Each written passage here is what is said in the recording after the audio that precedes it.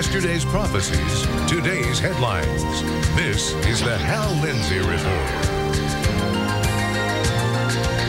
And now, HAL Lindsey.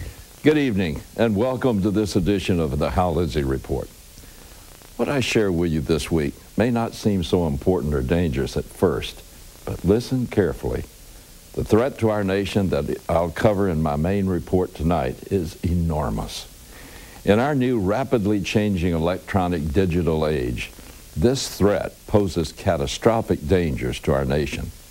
Dangers most of us never dreamed possible. An insidious computer virus recently discovered on digital photo frames has been identified as a powerful new Trojan horse virus from China. It's called MOCMEX. Computer Associates Company, a prominent computer security vendor, analyzed this latest virus. It recognizes and blocks antivirus protection from more than 100 security vendors, as well as the security and firewall built into the Microsoft Windows. Brian Grayek is head of product development at the Computer Associates. He described MOCMEX this way. It downloads files from remote locations and hides files which it names randomly on any PC it infects, making itself very difficult to remove. It spreads by hiding itself on photo frames and any other portable storage device that happens to be plugged into an infected PC. It is a nasty worm that has a great deal of intelligence. The creators of MOCMEX are too sophisticated to simply be hackers in an internet coffee house. Greg went on to warn that the authors of this new Trojan horse must be a well-funded group of professionals whose malware has specific designs to capture something and not leave traces. This would be the nuclear bomb of malware. This new cyber threat has been also detected in Singapore and the Russian Federation. Previx, a security vendor headquartered in England, says that MOCMEX has at least 67,500 variants. The Director of National Intelligence, Michael McConnell, testified before Congress last week. He said that the cyber threat to America is evolving. It has grown from passive intelligence collection to aggressive cyber strikes aimed at crippling our computer networks and infrastructure.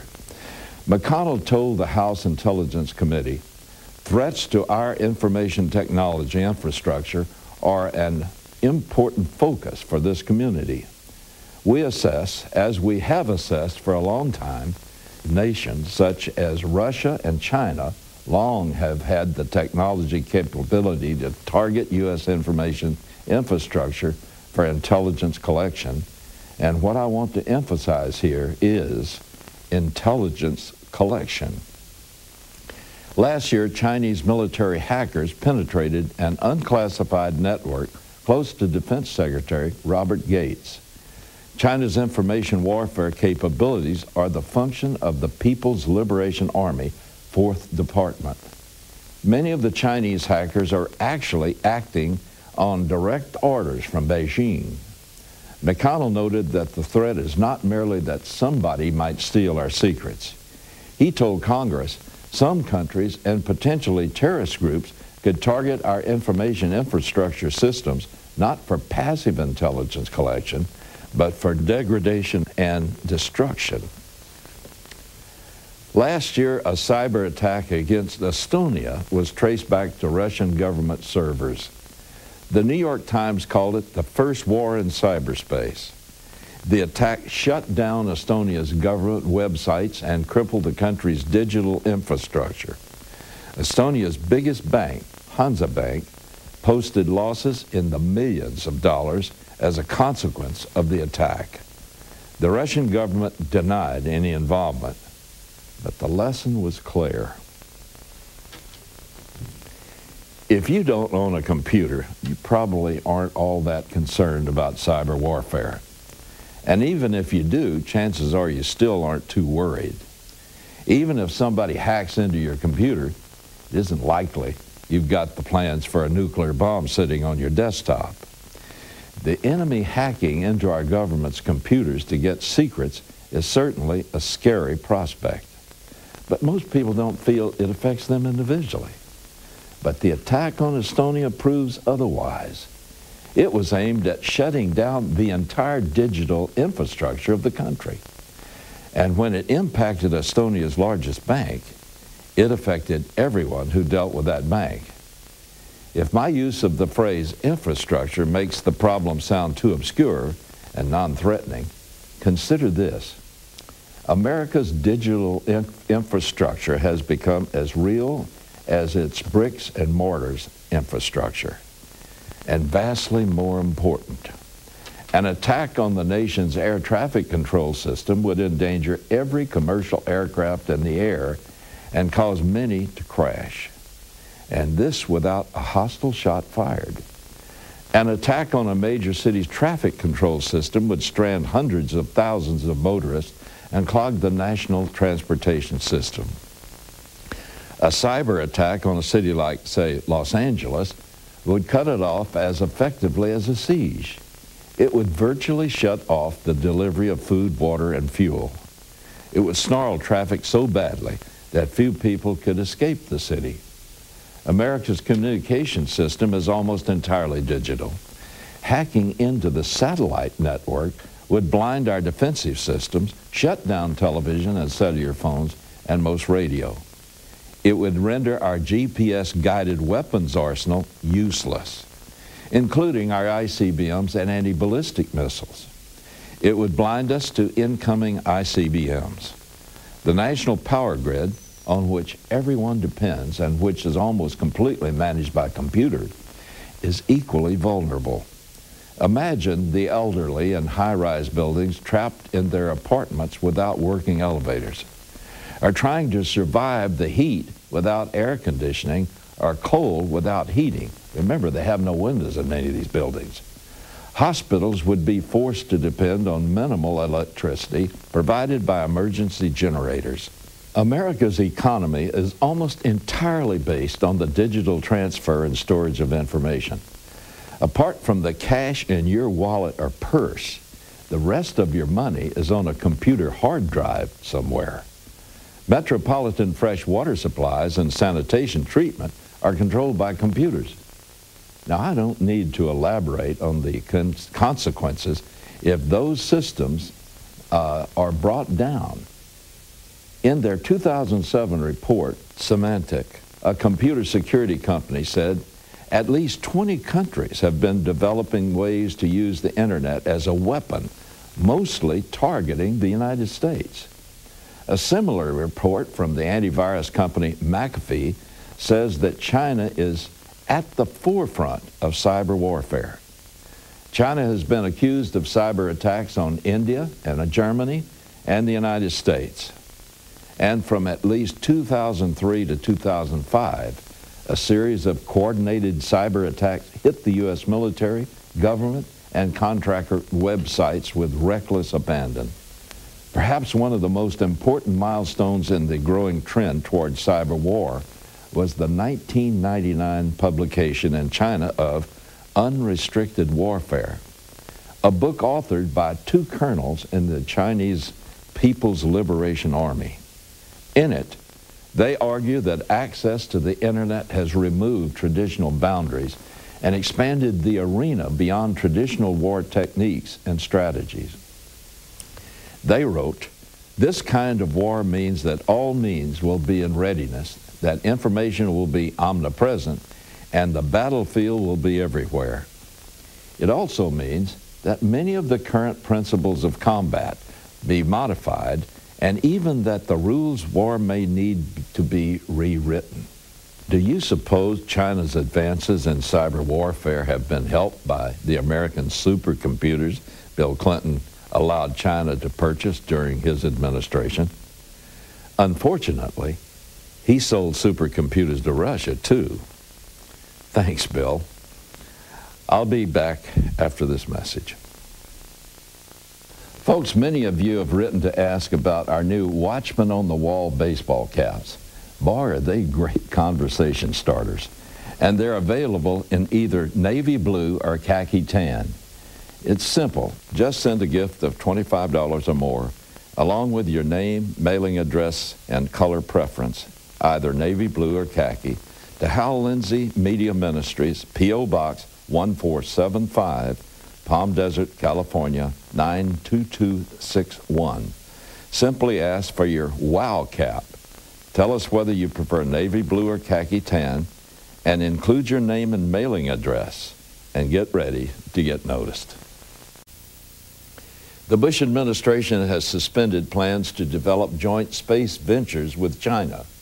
The suspensions come on the heels of China's recent successful test of a new anti-satellite space weapon. Testing its space-bound ballistic missile system, it took an aim at an obsolete 4-foot by 4-foot communication satellite orbiting 535 miles above the Earth.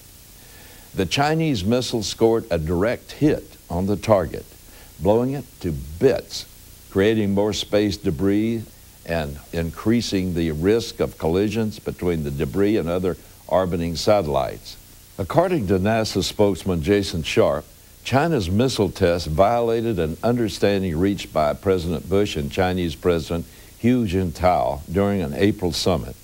Sharp said, "We believe China's development and testing of such weapons is inconsistent with the constructive relationship that our presidents have outlined, including on civil space cooperation." The two presidents had hoped to work on joint moon exploration and space debris avoidance. But space debris is only part of the issue. The real issue is that China's weapon tests put U.S. satellites within China's reach in the event of some future war. America relies on satellites to guide smart bombs, track enemy troop movements, target cruise missiles, provide real-time battlefield communications, and monitor potential incoming missile attacks. Knock our satellites out of the sky, and what remains of our military machine is about the size of Saddam Hussein's pre-Gulf War Iraq, but without technology to make it all work. Not nearly as well equipped. Robert Joseph is the Undersecretary of State for Arms Control. He is also the administration's point man for space security policy. He recently called China's space weapons test a shock. He said it shows that space is a contested environment and that countries are developing capabilities to put at risk our assets for which we are dependent. He said that this is a wake-up call. Undersecretary Joseph noted that the United States needs to ensure that we take the steps necessary to protect the space assets, the right to unfettered access to space. It may be a wake-up call, but we should have set the alarm a bit earlier. Representative Ellen Tauscher, chairperson of the Strategic Forces Subcommittee of the House Armed Services Committee, was more blunt. She called the test irresponsible and unacceptable, and warned that sticking our heads in the sand isn't going to make it be better. It will only make it worse. The warning, like the wake-up call, would have been a good idea 10 years ago, before the waiver granted by Bill Clinton effectively handed China the technology it needed. It's too late to close Pandora's box now. I'll be right back. Can you believe it? The HAL Lindsey Report is 1 year old, and what a year it's been. Starting from scratch in February of 2006, this program can now be seen in more than 100 million homes across America. It's carried by satellite and cable to almost every nation and territory on Earth, and it can be seen every day of the week from anywhere in the world via internet. All glory goes to God for His provision, and thanks to you for your faithfulness and generosity. Your giving has made this possible. I and my team can't begin to thank you enough. Will you partner with me to make the second year of the HAL Lindsey Report even greater? Time's running out, and we need to warn the world of the dangers it faces, especially from radical Islam. We need to call America to repentance for its moral and spiritual decline. And we need to tell everyone that the end of this age is near. and that Jesus Christ will soon return for his church. But you know, I can't do it alone. I need your help and your support. Please join me as Watchman on the Wall. Send your tax-deductible gift to HAL Lindsey Media Ministries, P.O. Box 1475, Palm Desert, California, 92261. Or visit my website, hallindsey.com, and click on the Hal Lindsey Report. And get ready to reap the harvest. Defense Secretary Robert Gates made it official this week. A U.S. naval buildup in the Persian Gulf is underway.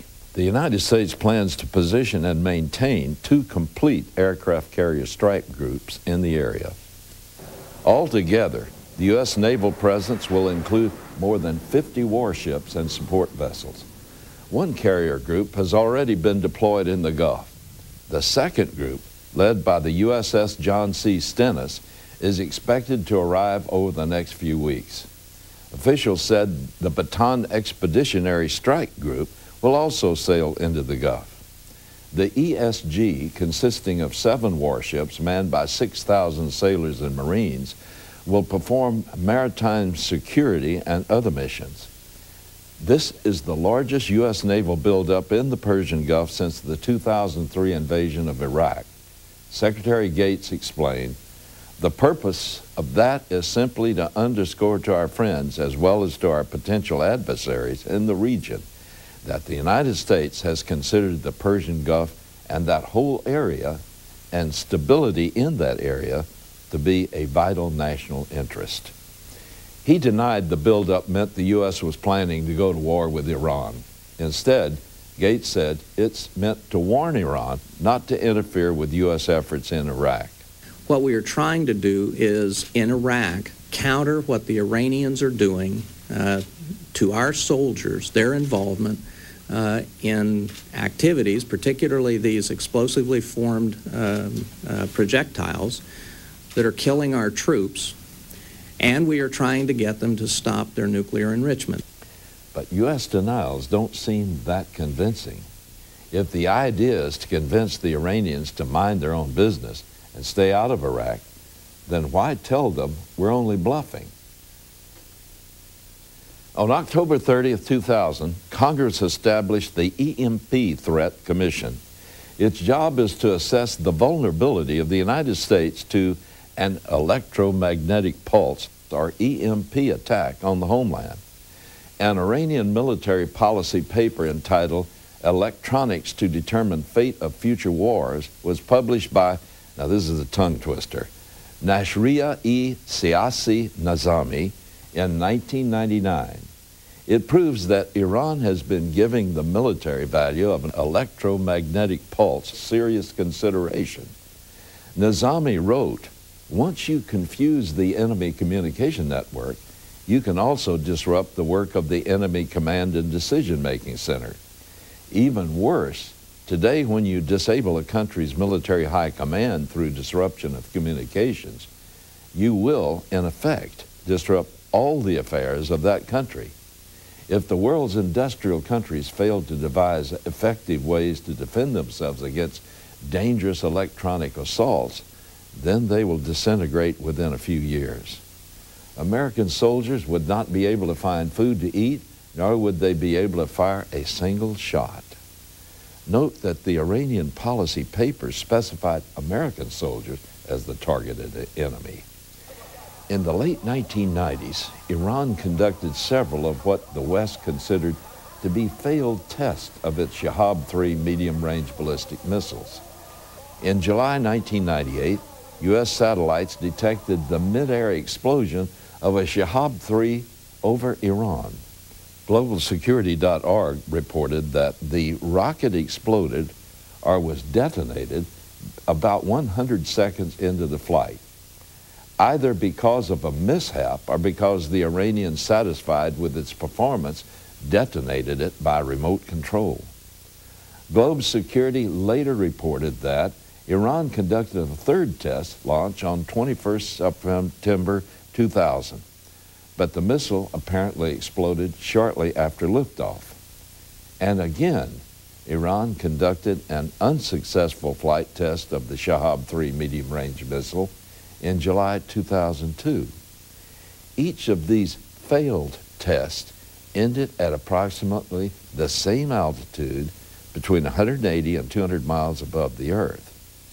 Now, according to the EMP Threat Commission, a single nuclear warhead detonated at that altitude over the east coast of the United States would fry every electronic device from southern Georgia to New York City and as far west as the Mississippi River. Cars would quit running, water plants would shut down, food delivery would grind to a halt, mass communications would cease, banking records would be wiped out. Eventually, millions could die of disease and starvation.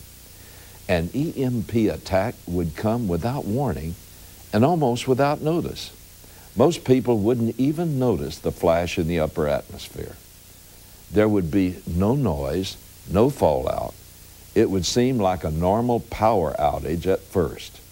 Without any way to communicate with each community with the other, it would assume it was a local event. It might take days or weeks before word got out that we're under attack. By then, most of us would have exhausted what emergency supplies, if any, we had stored away, and would just be learning that there will be no more coming. According to Frank Gaffney's new book, War Footing, thousands of Scud missiles exist around the world, and they're said to cost less than $100,000 to purchase from willing suppliers like North Korea.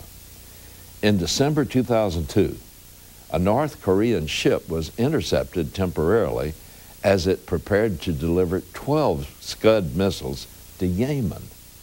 Gaffney also notes that Al-Qaeda has a fleet of freighters capable of launching a Scud mobile missile. North Korea has threatened to sell nukes to terrorists. We need to start worrying. Mr. Gaffney is right about one thing. This is a cause to worry. But he's wrong about another. We should have started worrying 10 years ago. And speaking of cause to worry, last week, Venezuelan President Hugo Chavez was given virtually unrestricted authority to rule his nation by decree. Last Sunday, after a weekend of intense closed-door negotiations, one of America's most revered investment banks filed for Chapter 11 bankruptcy protection. After 158 years, Lehman Brothers is no more. It's an ignominious end for an organization that survived the Civil War, the Great Depression, both World Wars, and the September 11th attacks that destroyed its headquarters in the World Trade Center complex. The firm searched desperately for a buyer to save it. However, both British-owned Barclays and Bank of America walked away at the last minute. Instead of buying Lehman, Bank of America decided to purchase troubled Merrill Lynch, instantly making itself the largest bank in the United States. With around $600 billion worth of outstanding debts, Lehman bankruptcy is the largest in U.S. history. It's 10 times the size of the Enron fiasco. Its creditors include major banks and investors from every corner of the globe. After the announcement, the Dow Jones Industrials dropped over 500 points, the sixth worst fall in history. In the course of 1 year, 3 of the 5 major U.S. investment banks have disappeared. The result is the greatest shift in our financial landscape since the Great Depression. More bank failures are predicted in the coming months. This is expected to put further pressure on the Federal Deposit Insurance Corporation and the U.S. Treasury to maintain stability in day-to-day consumer banking operations. Steve Leisman is a senior economic commentator for CNBC. He described the cause of the crisis this way. As an industry, Wall Street borrowed $3 trillion, a tremendous amount of money, in order to expand its business. And they didn't have the business to back it up. Banks leverage borrowing at levels of up to 30 times their assets. It only took a minor default brought about by the housing crisis to put these firms out of business. Just a couple of years ago, many consumers thought it was prudent, or at least convenient, to use their house as an ATM machine. Taking a second mortgage on your home used to be an extreme measure. But in their quest for greater profits, banks packaged those second mortgages as home equity loans. It suddenly became a socially acceptable way for homeowners to live beyond their means. The easy availability of credit during the housing bubble resulted in what some see as an artificial expansion of our economy. Yet all the warnings about the irresponsible growth of bad credit were dismissed with the mantra that what's good for the corporation is good for America. There's another word for this: greed. Greed, for lack of a better word, is good. Now that the chickens are coming home to roost, we've realized that what's good for the corporation isn't necessarily always good for America. But it has been good for one entity in particular, the Federal Reserve System. The stock market peaked on September 3rd, 1929. 2 days later, prominent financier Roger Babson gave a speech in which he warned sooner or later a crash is coming and it may be terrific. Later that same day, the market declined by 3% in what became known to history as Babson's break. Banks issued margin calls to speculators who were using borrowed money to play the stock market. The Federal Reserve started tightening credit, squeezing investors further. On October 29, 1929, the speculators' bubble burst. The stock market crash of 1929 was the very thing the Federal Reserve was created in 1913 to prevent. It was obvious to many others besides Roger Babson that allowing speculators to gamble on borrowed money is a guaranteed disaster. The Fed should have, and I believe did, know that. It's worse than loaning money to losing gamblers in Las Vegas.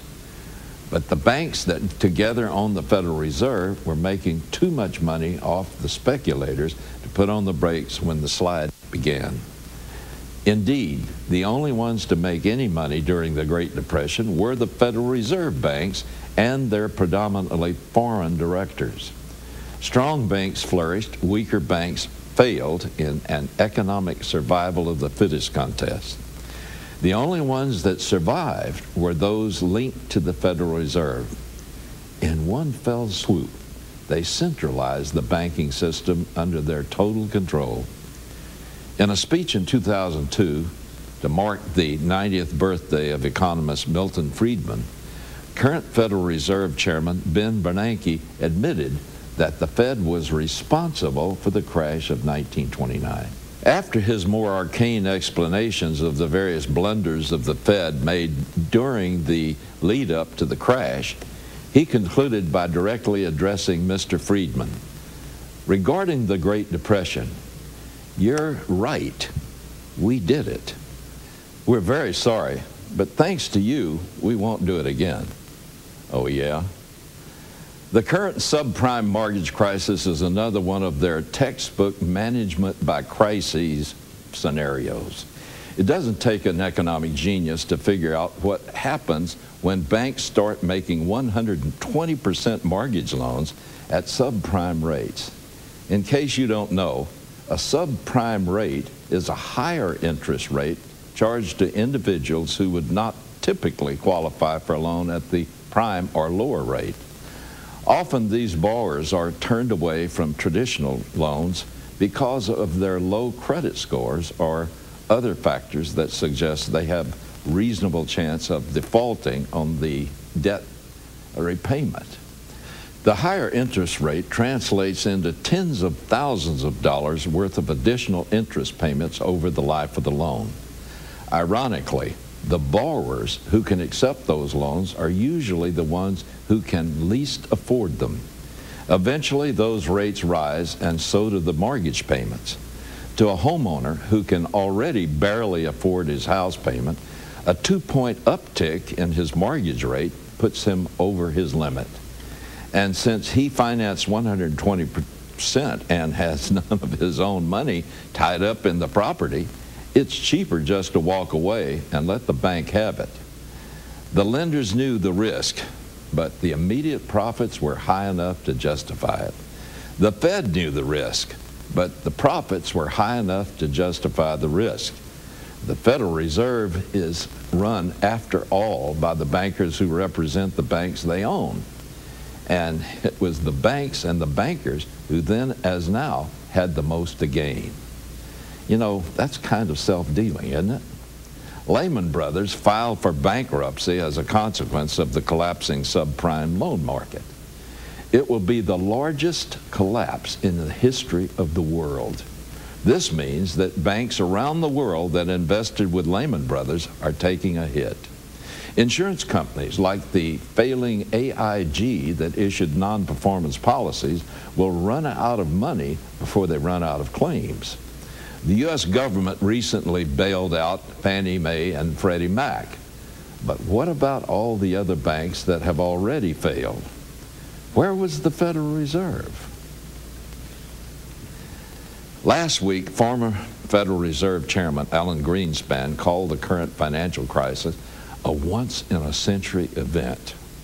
He also predicted that we would see the failure of more major financial institutions. Greenspan's predictions may become just as self-fulfilling as Babson's did. Much of a prediction. It was more like a Babson break. Everyone is busy trying to pin the blame for this gigantic economic crisis. As expected, many are assigned blame according to what benefits their own agenda.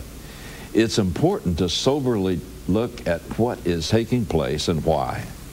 The real power behind our financial policy is the unelected international directors of the Federal Reserve System. Mostly, they're not Americans. They're not elected, and they're not accountable to anyone but themselves. No matter who's president or who controls Congress, there's little they could have done to prevent this current catastrophe. That's supposed to be the Federal Reserve job, isn't it? Americans were sold a bill of goods in 1913. They were led to believe that the creation of a previously unconstitutional central banking system, deceptively called the Federal Reserve, was necessary. Proponents claimed it would prevent a future collapse of the growing banking system in times of national crisis. In other words, it was created to prevent exactly what was allowed to happen in 1929 and has been allowed to happen now. Just consider these questions. In the many financial crises since 1913, who always made a profit? Which banks survived these crises? Who could and should have prevented them? How many times have the American taxpayers been stuck with the bill for their reckless profit-taking? When you thoughtfully answer these questions, you can't help but conclude that America is no longer in control of its own destiny. When you also consider that most of the behind-the-scenes directors of the Federal Reserve believe in a one-world government, you may begin to see the real meaning of the scenario predicted in the book of Revelation, chapter 13. The mark of the beast predicted there is associated with the Antichrist takeover of the world through economics. Emerging to lead the world from a global economic catastrophe, he requires that all mankind receive his number, 666, on their hand or forehead. Unless they do, they will not be able to buy or sell or hold a job. I believe that 666 is simply a prefix that activates each individual's number. For instance, in America's Social Security number, In other countries, it'd be different, but it would activate their actual number. But here's the catch. In order to get this number, each person must swear allegiance to the Antichrist as God. And only those who believe in Jesus Christ will have the courage and the motivation to reject the mark. They will know that to receive this mark means separation from God forever. Just think before the computers and the RFID chips of today. Such a thing would never have been possible. This once again proves the divine authorship of Bible prophecy. As I said before, I believe the Antichrist will gain control of the world in the midst of a worldwide economic disaster. He will arrive with what will seem to be the ultimate solution to mankind's problems. His platform will be peace and security and prosperity for all. Sound familiar? Fellow watchmen, you know, I've said many times, in fact, on this show, that time is growing sharp to the return of Jesus Christ. In closing, I want to just share briefly some of my experience at looking at Bible prophecy over the last 40-something years.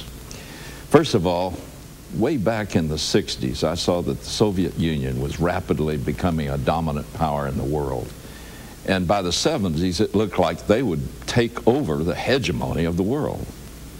But from prophecy, I said, something has to happen, and the Soviet Union has to fall from being this big of a power. Prophecy says they would be a dangerous military power in the last days, but not a dominant one. Then 1991 came, the Soviet Union imploded from within, and during the 90s, they became what appeared to be a has-been. But now, just in the last 5 years, Russia has become a very dangerous military power. I also said in looking at prophecy, particularly Ezekiel chapters 38 and 39, that Russia would have to form an allegiance with the number one leader of the Muslim powers that will be in league with them, and that is Iran. And they would have to align themselves with the Muslim powers that surround Israel. Now we see Russia angry because of what we're doing in the south of Georgia and so forth, and they have deliberately gone into an axis arrangement with Lebanon, Syria, and Iran, or Persia, the very ones Bible prophecy predicted that they would pull together with and launch the last attack that will start Armageddon. That's now forming in place. I also said that something was going to happen to the United States because the United States cannot be the world power of the days just prior to the return of Jesus Christ. And now I believe we're beginning to see the economic reasons why the United States will no longer be the major power. From prophecy, I know that power has to shift to Europe. And those who really know what's going on in the world know that the real economic center of the world is in London. And the powers that go out from there. Even the Federal Reserve is really controlled by several from there. So this is all forming together just as prophecy predicted. This means we're in the very last period before all of these things swing into the final phase of the tribulation. That's why I say, don't put off receiving Jesus Christ and the gift of pardon that He promised to give you. He purchased the pardon for you. You have to receive it. God bless you. That's it for tonight. I'll see you next week, God willing.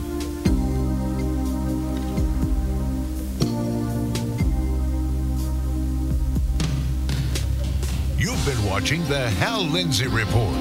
To support this program, send your tax-deductible gift to Hal Lindsey Media Ministries, P.O. Box 1475, Palm Desert, California, 92261. You can also support this ministry online. Visit HalLindsey.com.